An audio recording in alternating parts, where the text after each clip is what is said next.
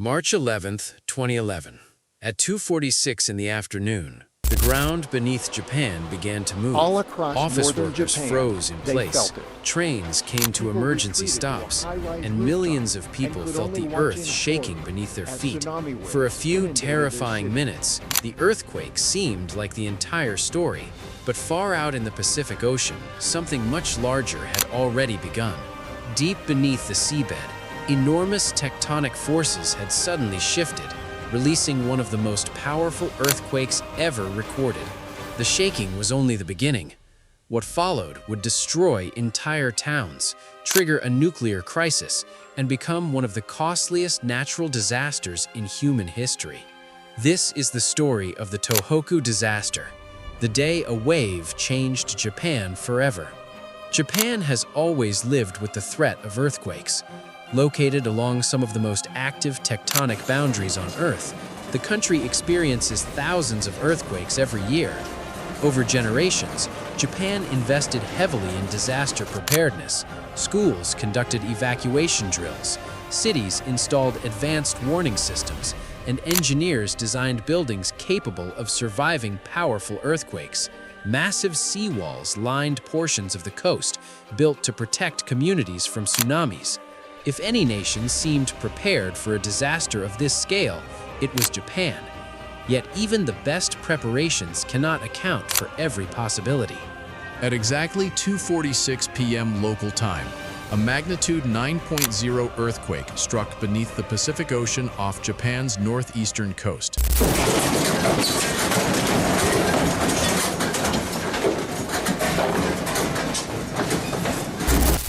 The energy released was immense. Buildings swayed violently, roads cracked, and power systems failed. In Tokyo, hundreds of kilometers away, skyscrapers rocked back and forth as office workers struggled to stay on their feet. Across the nation, millions realized they were witnessing something extraordinary. The shaking continued for minutes, longer than most people had ever experienced. But beneath the ocean, another danger was already moving toward the coastline. As the seafloor shifted upward, it displaced an enormous volume of water. That energy spread across the Pacific Ocean as a tsunami. In deep water, the wave was barely noticeable, appearing as nothing more than a gentle rise and fall. But as it approached land, everything changed.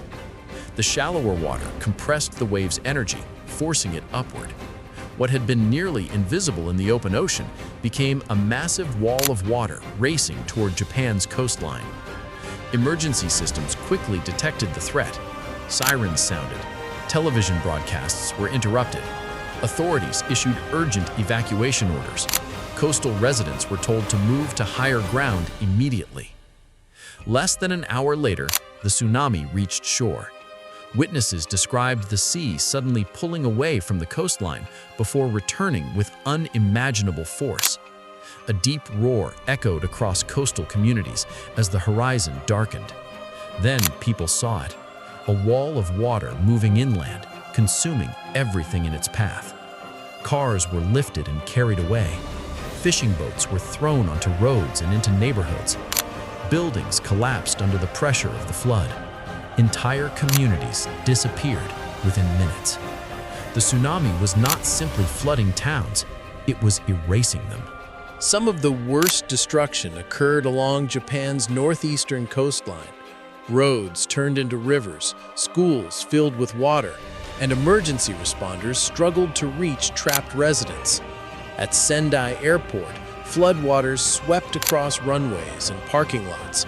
Hundreds of people sought refuge on upper floors. Anything I've ever experienced before. I've been living here for 8 years now, and this Watching helplessly as vehicles floated below them.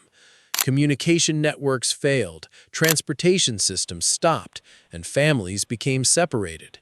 Across the region, uncertainty spread as quickly as the floodwaters themselves. Survivors searched desperately for loved ones, not knowing whether they were safe or lost. While rescue operations were beginning along the coast, another crisis was unfolding at the Fukushima Daiichi nuclear power plant.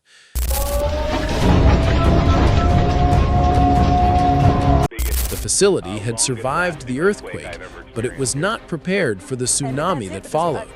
Massive waves flooded critical systems and disabled backup power generators. Without electricity, cooling systems began to fail. Engineers immediately understood the danger. Even after a reactor is shut down, it continues producing heat. Without cooling, temperatures can rise to dangerous levels. Workers fought desperately to prevent a catastrophe, but conditions rapidly worsened. Hydrogen explosions damaged reactor buildings, and authorities ordered large-scale evacuations. Thousands of residents were forced to leave their homes, many never to return. Amid the destruction, stories of courage emerged from every corner of the disaster zone. Rescue teams worked around the clock, searching through mountains of debris. Coast Guard crews conducted dangerous missions in flooded areas. Volunteers traveled from across Japan to help affected communities. Neighbors rescued neighbors, and strangers helped complete strangers. In evacuation shelters, survivors shared food, water, and whatever resources they had left. Even after losing homes, businesses, and loved ones, many communities remained determined to help one another. These acts of kindness became powerful symbols of resilience in the face of overwhelming tragedy. As the waters finally receded, the scale of the disaster became clear. Entire neighborhoods had vanished, ports were destroyed, roads, bridges, and railways were heavily damaged. Thousands of buildings had been swept away. More than 18,000 people lost their lives or were never found. Hundreds of thousands were displaced from their homes. The economic damage reached hundreds of billions of dollars, making it one of the most expensive natural disasters ever recorded. Yet behind every statistic was a personal story. A family shattered, a community transformed, and lives changed forever. In the months and years that followed, Japan launched one of the largest reconstruction efforts in its history. Cities rebuilt damaged infrastructure. New seawalls were constructed. Emergency response systems were upgraded. Scientists and engineers studied every aspect of the disaster, searching for lessons that could help prevent future tragedies. Communities reconsidered how and where they should rebuild. The events of March 11, 2011, influenced disaster planning not only in Japan, but around the world. Governments, researchers, and emergency planners all examined what had happened and what could be learned from it. Today, reminders of the Tōhoku disaster remain visible across Japan. Memorials stand where neighborhoods once existed. Survivors continue sharing their stories with future generations. Researchers still study the earthquake, tsunami, and nuclear crisis to better understand their long-term impacts. The disaster serves as a reminder that even the most advanced societies can face challenges beyond their expectations. Yet it also stands as proof of human resilience. Faced with one of the darkest days in its modern history, Japan rebuilt, recovered, and moved forward. March 11, 2011 began with an earthquake. It became a tsunami, a nuclear crisis, and a national tragedy. But its legacy is not defined solely by destruction.